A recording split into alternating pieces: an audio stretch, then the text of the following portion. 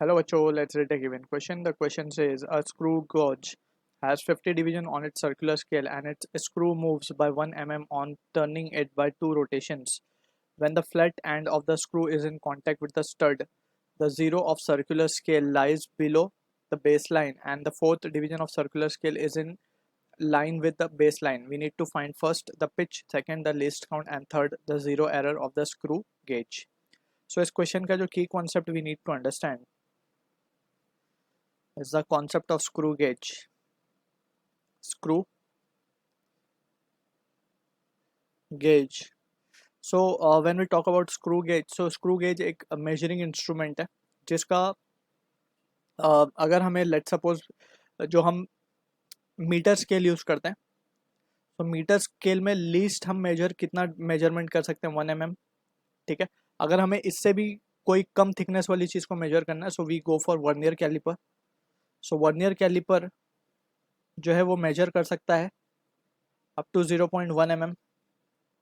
और इससे भी अगर पतली चीज़ को अगर हमें मेजर करना है so we make use of screw gauge and screw gauge least it can measure up to it is 0.01 mm.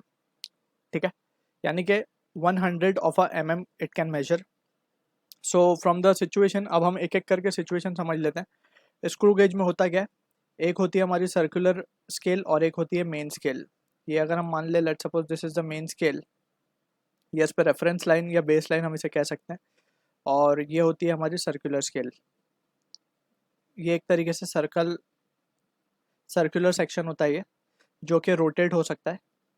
ठीक है, ये है हमारी main scale and this is our circular scale. अब सर्कुलर स्केल पे कुछ मार्किंग्स होती है, मेन स्केल पे भी कुछ मार्किंग होती है. इस तरीके से मेन स्केल पे जो मार्किंग होती है तो मीटर स्केल की तरह ही होती है. 1 mm जो उसका मिनिमम मेजरमेंट होता है, जो कि हमने पता है हमें मीटर स्केल पे 1 mm होता है. ठीक है, इसको हम मेन स्केल है. और इसके ऊपर ये जो सर्कुलर स्केल है इट कैन स्लाइड. अब पिच के बारे में पहले हम बात करते हैं. पिच क्या होता है? For complete rotation of circular scale, for one complete rotation rather we can say, for one complete rotation of circular scale it advance or it moves, we can say it advances, और rather इसको इस तरीके से लिखते हैं, the distance it advances on main scale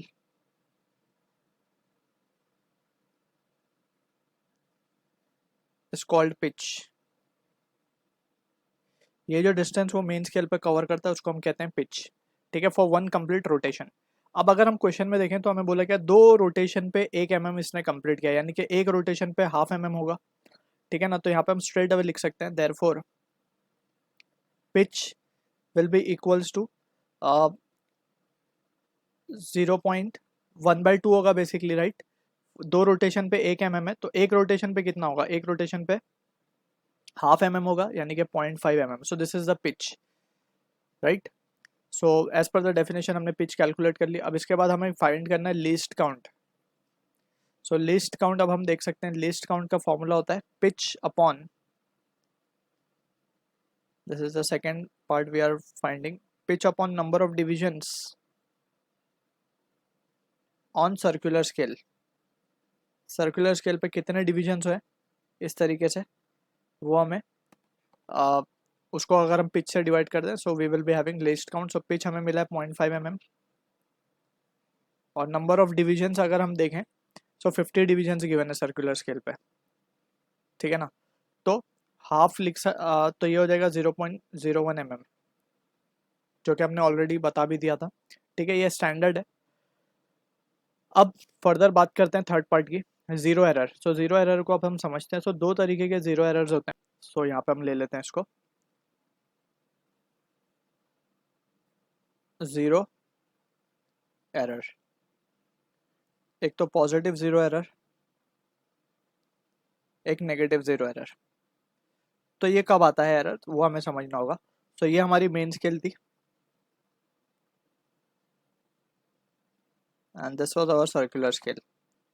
अब जब हम सर्कुलर स्केल को घुमाते हैं और जब ये कम्प्लीटली इसके ऊपर स्लाइड करके मूव हो जाता है और उसके बाद नो मूवमेंट इज पॉसिबल और हम इसको घुमाते हैं क्लॉकवाइज सेंस में, सो इसको हम याद रखना है कि क्लॉकवाइज सेंस में जब हम इसको घुमाएंगे तो ये आगे इसके ऊपर स्लाइड करेगा मेन स्केल पे और ये फाइनली जाके जो दो एंड होते हैं इसके, इस तरीके से भी एक एंड होता है यहाँ पे, ये दोनों जा करके मीन्स एंड टू एंड ये दे स्टक, ये यहाँ पे दोनों जाके मीन्स स्टिक कर जाते हैं। तो इन दैट सिचुएशन वी से कि ये अब मतलब कम्प्लीटली बंद हो जाएगा ये, ठीक है ना। फिर उसको अगर हमें कोई इंस्ट्रूमेंट मेजर करना है तो हमको उसको वापस से एंटी क्लॉकवाइज डायरेक्शन में खोल के फिर उसमें बीच में जो भी मेजरमेंट करना है उसको रखना पड़ेगा and then we can have the measurement. तो यहाँ पे अब हम ये देखा था हमने कि रेफरेंस लाइन थी, तो जब ये टोटली बंद हो जाएगा तो इसका जो जीरो है that should coincide with the reference line या बेस लाइन। लेकिन अगर ऐसा नहीं होता, टोटल बंद करने पे इसका जीरो या तो कहीं ऊपर चला जाता है या फिर दूसरे केस में कहीं वो नीचे भी जा सकता है। ये एक्चुअली पॉजिटिव वाले में ये नीचे होता है zero of circular scale and इसमें